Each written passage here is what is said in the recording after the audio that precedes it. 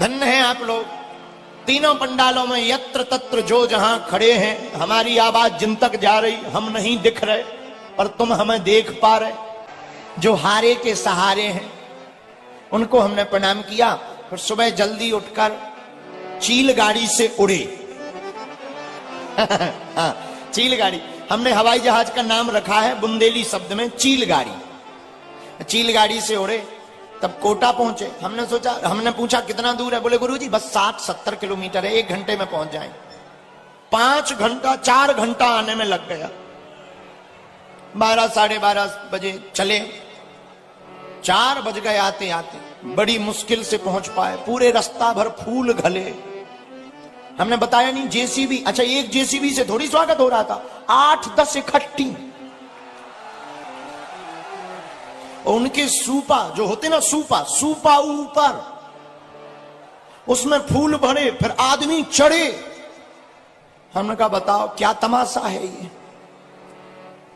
हमने तो यजमान जी से कहा देखो भाई, हम तो अपने राम जी तो गाड़ी से निकलने वाले नहीं है। बोले क्यों? हमने कहा कहीं जेसीबी का सूपा नीचे आ गया इसलिए हम नहीं निकलने वाले। जजमान जी बोले नहीं थोड़ा निकल जाओ। हम कहे हम बिल्कुल हाथ तक ना निकाले, हम तो गाड़ी में ही रहेंगे। बड़ा अद्भुत जिला है और राजस्थान बड़ा अद्भुत है, मारो प्यारो राजस्थान। आइए हनुमान जी के चरणों को प्रणाम करते हुए जो गुरु कृपा से हमें प्रसाद मिलेगा हम आपको सुनाएंगे, लेकिन कुछ चौपाइयों पर आधारित करके आज की कथा को शुरू करते हैं। गोस्वामी तुलसीदास जी अपनी रामायण में कहते हैं, बिनो सतो संग विवेक न होई,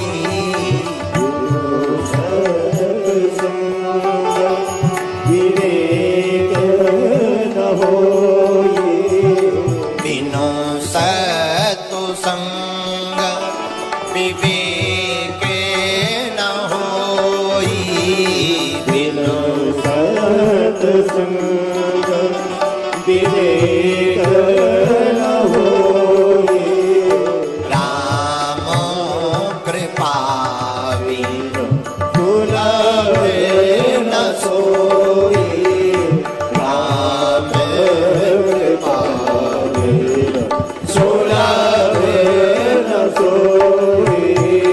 गोस्वामी श्री तुलसीदास जी कहते हैं, बिना सत्संग के विवेक नहीं जागता, लेकिन सत्संग भी सबको नहीं मिलता। बोले फिर? बोले बिना राम जी की कृपा के सत्संग नहीं मिलता। महाराज सत्संग में आनंद क्या है? अरे आनंद की पूछो ही मत। हनुमान जी का हनुमान चालीसा की चौपाई पढ़ के तो देख लो। जा पर कृपा राम की होई, ता पर कृपा करे सबको बोलो बोलो बोलो। कृपा भैया राम की होई, पर कृपा करे सबको। जिस पर राम जी की कृपा होगी उस पर सब कोई कृपा करेगा। बोलो सीताराम। जोर से कहो ना। एक बात और, क्या राम जी की कृपा औरों पर नहीं है? नहीं, राम जी की कृपा सब पर है। तो क्या जो कथा में आपकी नहीं आए उन पर राम जी की कृपा नहीं है? नहीं नहीं, उन पर भी है। तो फिर आप ये क्यों कह रहे हैं कि महत्वपूर्ण ये लोग हैं? हम इसलिए कह रहे हैं जो कथा करवाते हैं वो बड़भागी होते हैं, लेकिन जो कथा सुनने आते हैं वो अति बड़भागी होते हैं।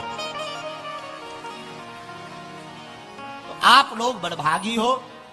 जरा भाई माइक ठीक कर दो, आज हमारा गला बिल्कुल ठीक नहीं है। अच्छा हम भी ठीक नहीं है, हाँ हम भी ठीक नहीं है सुबह से, इसलिए तुम ठीक हो जाओ। हम ठीक नहीं है पर तुम ठीक हो जाओ, नहीं तो हम तुम्हारा पेमेंट कट करवा देंगे। बोलो श्री राम। तो मेरे प्रिय साधको, जो कथा करवा रहा वो बड़भागी, लेकिन जो कथा सुन रहा वो अति बड़भागी। और हनुमान जी भी बड़भागी हैं। क्यों? प्रभु चरित्र सुन बे सिया, प्रभु चरित्र सुन बे सिया,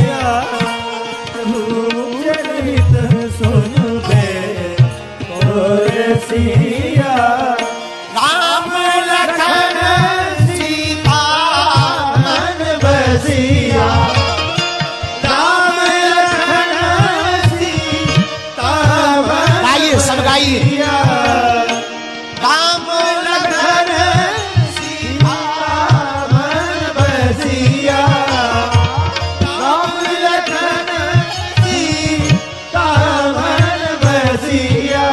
तरीके हैं कथा के, जो लाइव सुन रहे हैं उनसे भी प्रार्थना है, आप लोग भी इसको अलग करके कथा सुनने का नियम अलग करके डालिएगा। सबको पता लगना चाहिए, कथा सुनने का तरीका पता नहीं। याद रखिएगा, दवा ठीक है पर दवा पीने का तरीका है। अगर तरीके से आप दवा नहीं पियोगे, दवा काम नहीं करेगी। दवा असर तब करती है जब तरीके से पियो, वरना रिएक्शन कर जाएगी, एक्शन गलत हो जाएगा। अगर इंजेक्शन आपका हाथ में लगाने की जगह तुम खुपड़िया में लगा लो, शरीर ही तो है, कहीं भी चला जाए दवा जानी चाहिए, और तुम खोपड़ी में ठोक लो तो क्या रिएक्शन करेगी कि नहीं करेगी? बिल्कुल करेगी। पता लगे पागल हो जाओ, चले जाओ, तब जाओ। इसलिए दवा का नियम है, इंजेक्शन कहां लगना चाहिए वो प्रॉपर एक नियम है, वैज्ञानिक पद्धति है। वैसे ही कथा भी विज्ञान से भरपूर है, इसमें जगह जगह वैज्ञानिकता है। जो भी कथा को सुनेगा इन नियमों के साथ, हमारी कथा साइंस से अलग नहीं, साइंस इससे प्रकट हुआ है,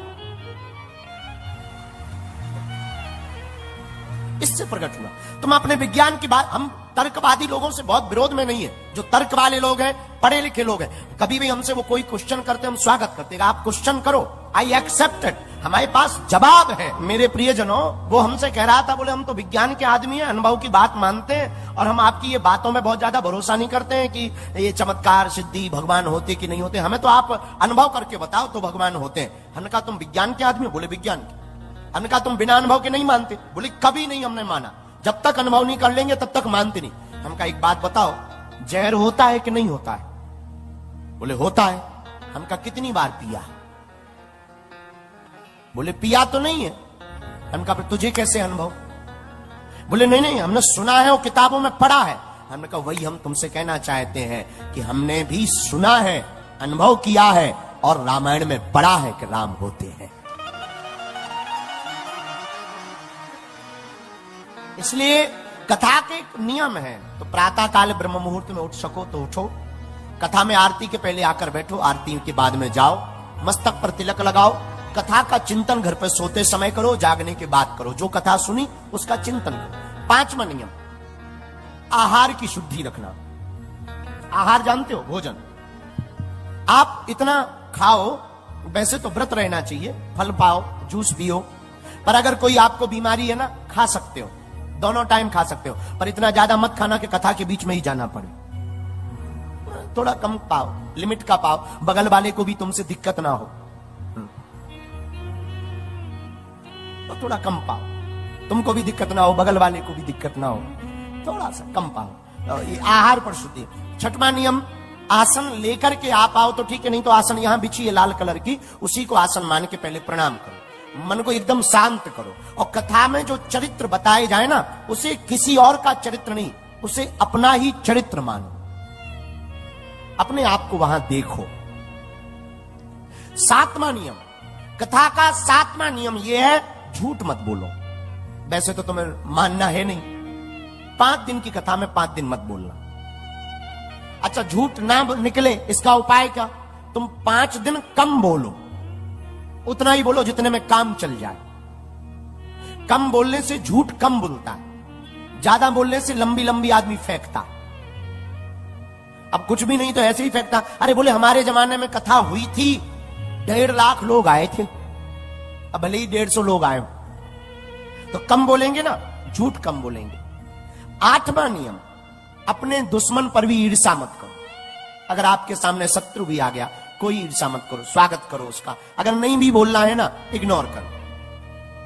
9वां नियम, मांस मदिरा आदि का भक्षण मत करो, मदिरा का पान मत करो, मांस आदि तामसिक भोजन का आहार स्वीकार मत करो।